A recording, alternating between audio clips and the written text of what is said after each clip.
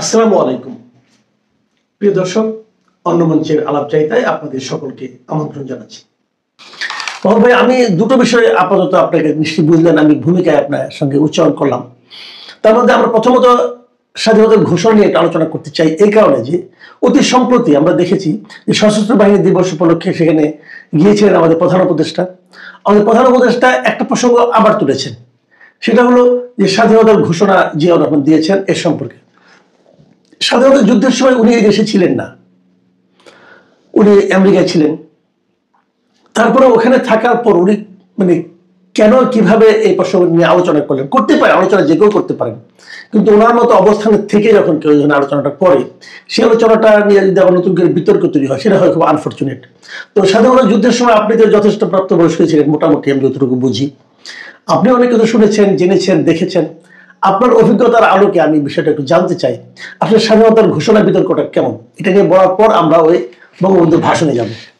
Thank you, আপনি খুব সুন্দর একটা ইন্ট্রোডাক্টরি বক্তব্য রাখলেন।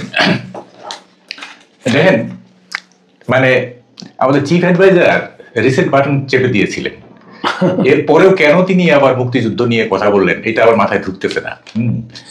এটা কি এমন যে মির্জা ফখরুলকে একটা প্রতিদান দিলেন? কারণ মির্জা ফখরুল বলছিলেন যে চিফ অ্যাডভাইজারের মধ্যে উনি জিয়াউর রহমানের প্রতিচ্ছবি দেখেন। আমার মনে হয় এটা একটা ভাইস ভার্সা হয়ে গেছে, উনি একটা বলছেন তিনিও একটা বলে দিলেন আর কি। যাই হোক, আমি তখন অ্যাডাল্ট, আমি তখন নটরডেম কলেজের ফার্স্ট ইয়ারের ছাত্র।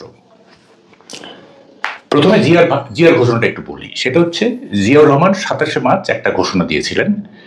এইটা আমি নিজে শুনেছি অনেক সঙ্গী সহ দুপুরের 27শে মার্চ, এবং সেখানে বলছেন যে on behalf of our great leader Sheikh Mujibur Rahman এই ঘোষণাটা দিলেন। এবং আমাদের প্রথম প্রতিক্রিয়া হয়েছিল যে যাক, আমরা হই হই করে উঠছি যে যাক, সেনাবাহিনী আমাদের সঙ্গে আছে, একটা ইন্সপায়ারিং স্পিচ হিসেবে আমরা দেখছি। হ্যাঁ, উনি একটা ঘোষণা দিয়েছিলেন। তো কালুরঘাটের উইক ট্রান্সমিশনের এই ঘোষণাটি আমেরিকার একটা অখ্যাত স্টেটে কিভাবে পৌঁছালো আমি ঠিক বুঝতে পারতেছি না। এটা হইতে পারে যে এই ঘোষণাটা বিবিসি পুনঃ প্রচার করছিল, বিবিসি, আই রিমেম্বার। হয়তো উনি বিবিসি থেকে শুনছেন, হ্যাঁ, আমি জানি না ঠিক উনি কিভাবে শুনলেন। এখন দেখেন, এই যে মানে স্বাধীনতা দিবসের যে বিতর্ক না, জিয়াউর রহমান কিন্তু কখনো বলেননি যে আমি যেহেতু 27শে মার্চ ঘোষণা দিছি সুতরাং আমাদের স্বাধীনতা দিবস 27শে মার্চ, কখনো উনি বলেন নাই। আচ্ছা, একটা কথা আমি একটু থামাই আপনাকে। আপনি এখানে একটা নতুন ইনফরমেশন যেটা আমার কাছে লাগলো, যে ওই ভাষণটা বিবিসি একাধিকবার পুনঃ শুনেছেন। তো আপনারা শুনেছেন কি বিবিসিটা নাকি সরাসরি? আমরা কালুরঘাটেরটা শুনছি, কালুরঘাট থেকে। হ্যাঁ, ওটা তো একদম ইমিডিয়েটলি শুনি, বিবিসি পরে প্রচার করছে। মানে কালুরঘাটে কি ওটাকে একাধিকবার বারবার প্রচার, অনেকবার প্রচার করছে। আচ্ছা আচ্ছা, এখন জিয়াউর রহমান কিন্তু কখনো বলেন নাই যে আমি 27শে মার্চ যেহেতু ঘোষণা দিছি সুতরাং স্বাধীনতা দিবস 27শে মার্চ, কখনো বলেনি। বিএনপি কখনোই বলে নাই। হ্যাঁ, তো কেন আমাদের স্বাধীনতা দিবস 26শে মার্চ, এটা আমি পরে আসতেছি। জি, এর মধ্যে একটু কথা বলে নিই। দেখেন, আওয়ামী লীগাররা মানে রাজনীতির স্বার্থে জিয়াউর রহমানকে কত রকম কিছু বলছে, পাকিস্তানের চর, রাজাকার, অমুক তমুক ইত্যাদি বলছে না, এগুলি না একেবারে পাগলামি। এবং এইটা যখন ওরা বলতো তখন এটা ভাবতো না যে এইটা বঙ্গবন্ধুর প্রতি এক ধরনের অবমাননা, কারণ বঙ্গবন্ধু জিয়াউর রহমানকে বীরুত্তম উপাধি দিয়েছিলেন। এটা ওরা কখনো ভাবে নাই যে এইটা যে বঙ্গবন্ধুর প্রতি অবমাননা, তাকে রাজাকার বলা এই বলা, এইটা মানে খুব আনফরচুনেট আর কি। কেন হয়েছে এটা? কেন হয়েছে? যেহেতু জিয়াউর রহমান যদি 71-এ শহীদ হইতেন অথবা 75-এর 7ই নভেম্বর যদি না ঘটতো, ওরা যদি স্বাভাবিক মৃত্যু হইতো, তাহলে কিন্তু জিয়াউর রহমান আওয়ামী লীগারদের কাছে হিরো হয়ে থাকতেন। যেহেতু উনি রাজনৈতিক প্রতিপক্ষ হয়ে গেছেন, সেহেতু উনি পাকিস্তানের চর, সেহেতু উনি রাজাকার। বুঝতে পারছি, খুব ভালো। আচ্ছা, এখন তার মানে আপনি বলতে চাচ্ছেন যে আওয়ামী লীগ আমলে কে রাজাকার হবে আর কে মুক্তিযুদ্ধ হবে এটা ডিপেন্ড করতে সে কোন রাজনীতির সঙ্গে জড়িত তার উপর। যেমন ধরেন আমি বলি, যেমন তাজউদ্দিন আহমেদ, তারপরে Ziaur Osmani, they are great leader in our liberation war. Awami League তাদের মূল্যায়ন করে নাই। কারণ কেন করে নাই? তাইলে বোধহয় বঙ্গবন্ধুর ছোট হয়ে যাবে। অদ্ভুত একটা লজিক ছিল আর কি। তাজউদ্দিন স্যার মুক্তিযুদ্ধ হইতো আপনি বলেন, হ্যাঁ, কিন্তু তার মূল্যায়ন হয় নাই। তারপরে জিয়াউর ওসমানের কোনো মূল্যায়ন হয় নাই। এই যে সংকীর্ণতা আপনি যেটা ইন্ট্রোডাক্টরি স্পিচে বললেন, এটা ভয়াবহ আমাদের এই জাতির জন্য।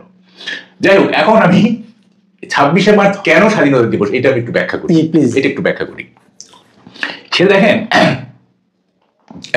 কি বলে যে শুরুটা আমি শুরু থেকে বলি। 1970 সালের যখন নির্বাচন হলো, আমরা মানে জয়যুক্ত হলাম, 167টার মধ্যে 169টার মধ্যে সারা পাকিস্তানে 169টা পাইলা, স্বাভাবিকভাবে আমরা ধরে নিলাম যে পাওয়ার ট্রান্সফার হবে এবং Sheikh Mujib will be the prime minister of Pakistan.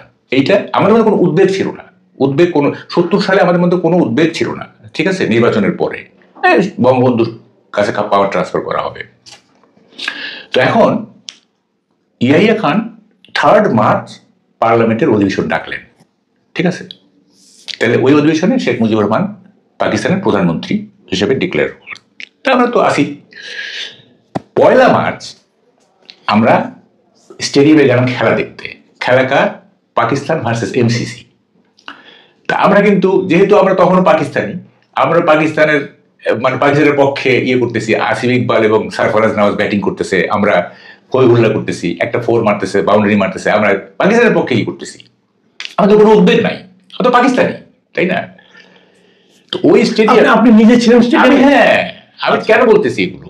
আচ্ছা। তো তখন স্টেডিয়ামে আপনার অনেকে ছোট রেডিও নিয়ে গেছে এই রানিং কমেন্টারি শোনার জন্য। খেলাও দেখবে আবার রানিং কমেন্টারি শুনবে, এটা একটা মজা।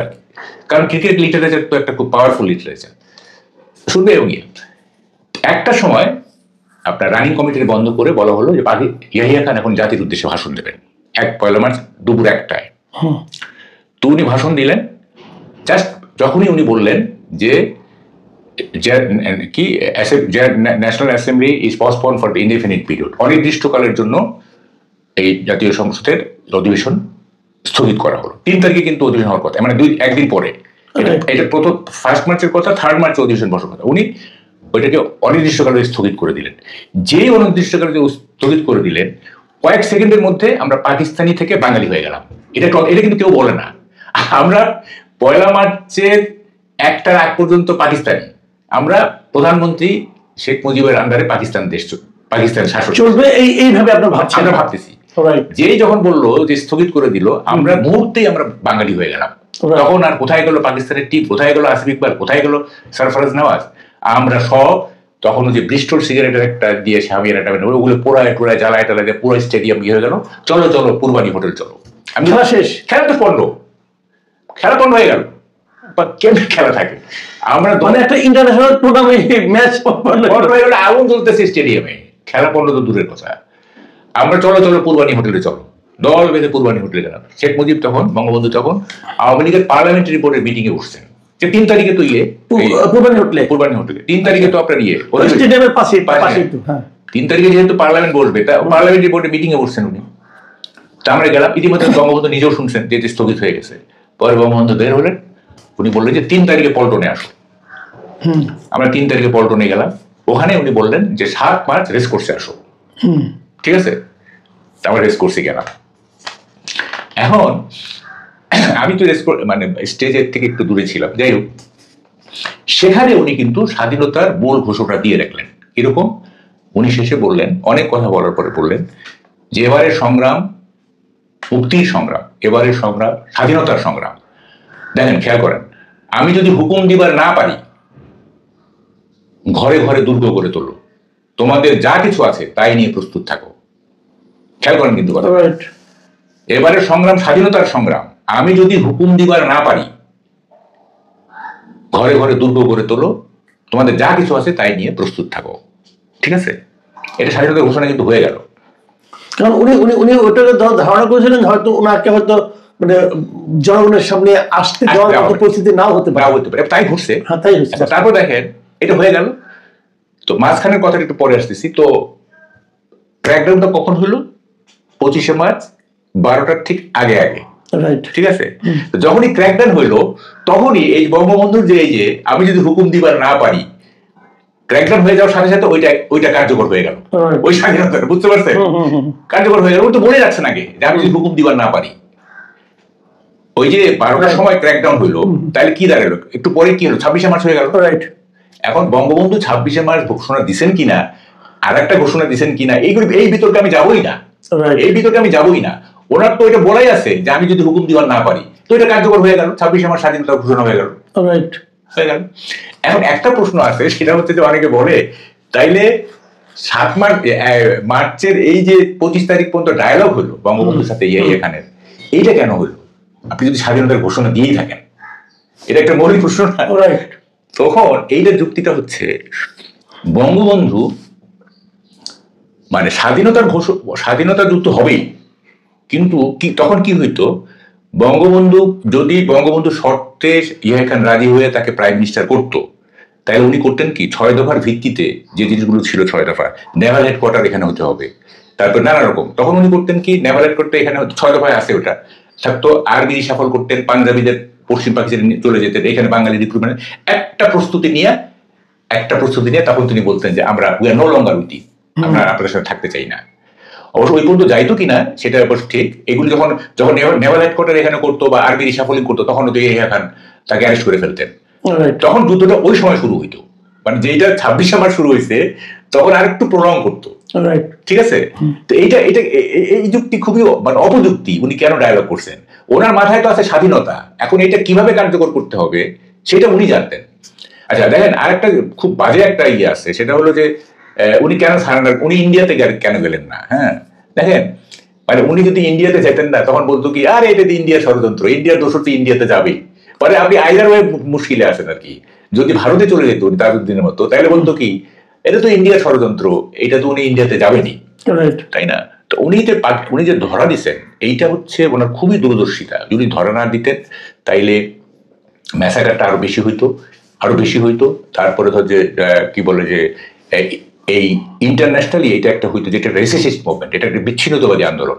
উনি দেশের বাইরে থেকে একটা বিচ্ছিন্নতাবাদী আন্দোলনকে নেতৃত্ব দিচ্ছেন, এরকম একটা ন্যারেটিভ দাঁড় হয়ে যেত কিন্তু, বুঝছেন? তো এদের দূরদর্শিতা, উনি ঘোষণাটা দেওয়াই আছে, তারপরে উনি অ্যারেস্ট হতে অসুবিধা কি আছে? হ্যাঁ, ভারতে গেলে বরং অসুবিধা আছে। দেখেন কতগুলি জিনিস এমন না, এই যে বলে যে আওয়ামী লীগ বঙ্গবন্ধু ভারতের কি অনুগত ছিল, আরে 3 মাসের মধ্যে সেনাবাহিনীকে ফেরত পাঠানো কোন ইতিহাসে আছে? সোভিয়েত ইউনিয়ন যে আফগানিস্তানে অকুপেশন করে কতদিন পরে গেছে? হ্যাঁ, স্বাধীনতার মাত্র উনি তো লন্ডন থেকে দিল্লিতে আইসা যখন 10 জনের আসতেছেন, প্রথম কথা ছিল ইন্দিরা গান্ধীকে, আপনি কবে সৈন্য ফেরত নিচ্ছেন? হ্যাঁ, এবং 16 ডিসেম্বর হলো এবং 17 মার্চ মানে তার জন্মদিনের আগেই তো ইন্ডিয়ান আর্মি চলে গেল। একটা মানে আপনি যদি বলেন যে এটা অকুপেশন আর্মি, তাকে তো বঙ্গবন্ধু ফেরত পাঠাই দিল মানে ইন্ডিয়াতে, তাই না? তাকে কেমনে সে ইন্ডিয়ার দোষর হইলো? ইন্ডিয়ার দোষর হইল তো সে এখানে ইন্ডিয়ান আর্মি রাখতো আরো বছরের পর বছর, তাই না? এই সমস্ত বাজে যুক্তি না, এগুলি মানে কেন বাজারে চলে আমি এটাই বুঝি না আর কি। তো যাই হোক, এখন এই যে মানে 26শে মার্চ, আমি এই বিতর্ক তুলবই না যে বঙ্গবন্ধু 26শে মার্চ কি বলে যে স্বাধীনতার ঘোষণা দিয়েছিল। তার মানে বঙ্গবন্ধু ঘোষণা ফিজিক্যালি ওনার মুখ দিয়ে উচ্চারিত হোক বা না, আলটিমেটলি এটা বঙ্গবন্ধুর ঘোষিত স্বাধীনতা। হ্যাঁ, বলছে যে আমি যদি হুকুম দিবার না পারি, এবং এরপর যা যা ঘটনা ঘটেছে ইনক্লুডিং জিয়া রহমানের 27শে মার্চে যে ঘোষণা, সবই বঙ্গবন্ধুর ওই বক্তব্যই প্রতিফলন এবং প্রতিধ্বনি। উনি তো বলছেন on behalf of our great leader. On behalf of our great leader মানে কি? হ্যাঁ, আমি জিয়া রহমানের ভাষণটা অফকোর্স এটার একটা বিরাট ইম্প্যাক্ট ছিল আমাদের মুক্তিযুদ্ধে। হ্যাঁ, এইটা আমরা ইন্সপায়ার্ড হয়েছি, সেনাবাহিনী আমাদের সঙ্গে আসছে ইত্যাদি। হ্যাঁ, তো এটা একটা বিরাট ইয়ে, কিন্তু এইটার মানে এই না যে দেখেন মানে এটা মানে ধরেন জিয়া রহমান ঘোষণাটা দেয় নাই, তাহলে কি মুক্তিযুদ্ধ হইতো না? এটা তো একটা ধারাবাহিক ব্যাপার, তাই না? যে এই যে জিয়া রহমানকে কে চিনতো বলেন? কেউ তো চিনতো? উনি তো পলিটিক্স, সেনাবাহিনী তো পলিটিক্স আসার কোনো সুযোগই নাই, তাই না? উনি না থাকলে কি এমন হইতো? বা ধরেন যে যদি সেক্টর কমান্ডাররা কেউ না থাকতেন, হ্যাঁ, ধরেন ফর এক্সাম্পল খালিদ মোশাররফ নাই, কর্নেল তাহের নাই, মেজর জলিল নাই, তাহলে কি মুক্তিযুদ্ধ হইতো না? অন্যরা টেক ওভার করতো। আচ্ছা, আমি আরেকটা প্রসঙ্গ একটু, যে প্রসঙ্গটা আমি শুরুতে বলেছিলাম, এটা অনেকে বলে যে মানে বঙ্গবন্ধুর 7 মার্চের ভাষণের শেষে পাকিস্তান জিন্দাবাদ অথবা পাকিস্তান জিও পাকিস্তান এই ধরনের কিছু একটা বলে ভাষণটা শেষ করেছিলেন, এবং এটা বলার মাধ্যমে তারা প্রমাণ করার চেষ্টা করে যে বঙ্গবন্ধু আসলে কখনোই দেশের স্বাধীনতা চাননি, এই জন্য এটা বলেছিলেন। তো এটা আপনি তো যেহেতু আপনি বলছেন যে আপনি ওই দিন ওখানে ছিলেন, তো আপনি আসলে কি শুনেছিলেন? শুনেন, এইটা তখন জনগণ বঙ্গবন্ধুর চেয়ে আগায় গেছে, বঙ্গবন্ধু পিছিয়ে পড়ে গেছে। তখন বঙ্গবন্ধু এমন ভাবে বাঙালিকে জাগ্রত করছে, উদ্বেলিত করছেন, যে বঙ্গবন্ধু যদি তখন মানে পিছায় হাঁটতো তাহলে বঙ্গবন্ধু নিজেই আক্রান্ত হইতেন জনগণ দ্বারা, এমন জায়গায় উনি নিয়ে গেছিলেন আমাদেরকে। সুতরাং এইটা বলার কোনো স্কোপ নাই। আমি তো স্টেজের 25-30 হাত দূরে ছিলাম, এইটা উনি বলেন নাই।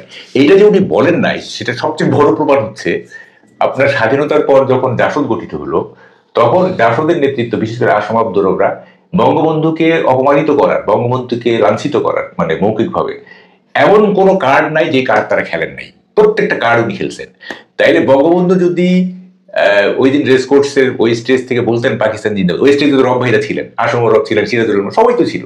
তাইলে তো 72-73 এইটাই ওরা বলতো যে শেখ মুজিব আমাদের স্বাধীনতা চায় না। আপনারা শুনছেন না পাকিস্তান জিন্দাবাদ বলছে?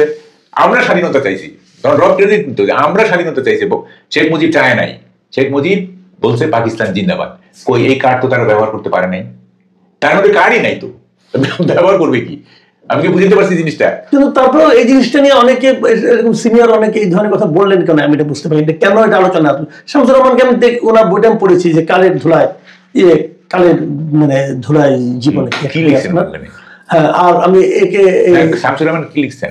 উনি লিখছেন ওখানে জিও পাকিস্তান বলেছেন, জিও পাকিস্তান বলে বক্তব্য শেষ। যদি কেউ এইটা বলে থাকে আমি বলবো তারা হ্যালুসিনেশনে ভুগছে। হ্যালুসিনেশন আছে কিন্তু, হ্যাঁ, যদি এটা কেউ বলে থাকে। তা আমি শুনলাম না কেন? আমি তো ছিলাম, তাই না? খন্দ করে লেখা কিন্তু পরে তো উল্টো করে নিছে। এই সমস্ত বিতর্ক তুলে না যে মানে 50 বছর আগের ঘটনা যেহেতু অনেকে ভুলে টুলে গেছে, যা বলি তাই শুনতে হবে, এই মানসিকতা, এই কৌশল খুবই বাজে কৌশল। হ্যাঁ, তো ফলে এইটা উনি যদি এটা হয় নাকি কখন? উনি স্বাধীনতার ঘোষণা দিয়ে দিচ্ছেন, বলতেছেন যে এবারে সংগ্রাম স্বাধীনতার সংগ্রাম, তারপর বলবেন যে পাকিস্তান জিন্দাবাদ। এটা হয় কখনো? এটা তো সাধারণ লজিকের ব্যাপার। হ্যাঁ, আর ওখানে যদি উনি পাকিস্তান জিন্দাবাদ বলতেন তাহলে তো অনেকেই প্রতিবাদ করতো, এটা আপনি কি বলতেছেন, তাই না? অনেকে কিন্তু প্রতিবাদ, বা তখনও যদি নাও করতো, পরে যখন জাসদ গঠিত হইলো, জাসদের এরা এটা ব্যবহার করতো না, এটা ব্যবহার করতো যে শেখ মুজিব তো স্বাধীনতা চায় না। আপনারা শুনছেন যে উনি পাকিস্তান জিন্দাবাদ বলছে, আমরা স্বাধীনতা চাইছি, আমরা শেখ মুজিবকে জোর করে স্বাধীনতা সংগ্রামে নিয়ে আসছি, বলতো না? এটা অফকোর্স বলতো এটা, তাই না? ওরা এমন কিছু নাই যেটা জাসদ নেতৃত্ব শেখ মুজিবের বিরুদ্ধে ব্যবহার করে নাই, তাই না? এটা ব্যবহার করতো, তাই না? তো ফলে এইসব বলে লাভ নাই। আর এগুলি কোনো বিতর্ক আপনি বলেন? আমরা তো দেখতেছি কিভাবে স্বাধীনতা সংগ্রামটা হয়েছে, দীর্ঘদিনের বঙ্গবন্ধুর নিরলস প্রচেষ্টার মধ্য দিয়ে বাংলাদেশের কোথায় না শুনি মানে আনাচে কানাচে ঘুরে মানুষকে মোটিভেট করে কত রকমের কষ্ট করতে হয়েছে। হ্যাঁ, আগরতলা সরঞ্জাম মামলা যেতে হয়েছে, কত কিছু। হ্যাঁ, এখন কি সব বিতর্ক, মানে এসব কোনো মানে হয়? তো ফলে 26শে মার্চ আমাদের স্বাধীনতা দিবস, এবং এই স্বীকৃতি সহ যে জিয়াউর রহমানের 27শে মার্চের যে ঘোষণাটা, সেটা একটা গুরুত্বপূর্ণ ঘোষণা। এটা একটা গুরুত্বপূর্ণ ঘোষণা। 26শে মার্চ এটা নিয়ে আর কোনো বিতর্ক আর করার দরকার নেই আমাদের। ঠিক আছে, অনেক ধন্যবাদ জনাব মাহবুব কামাল।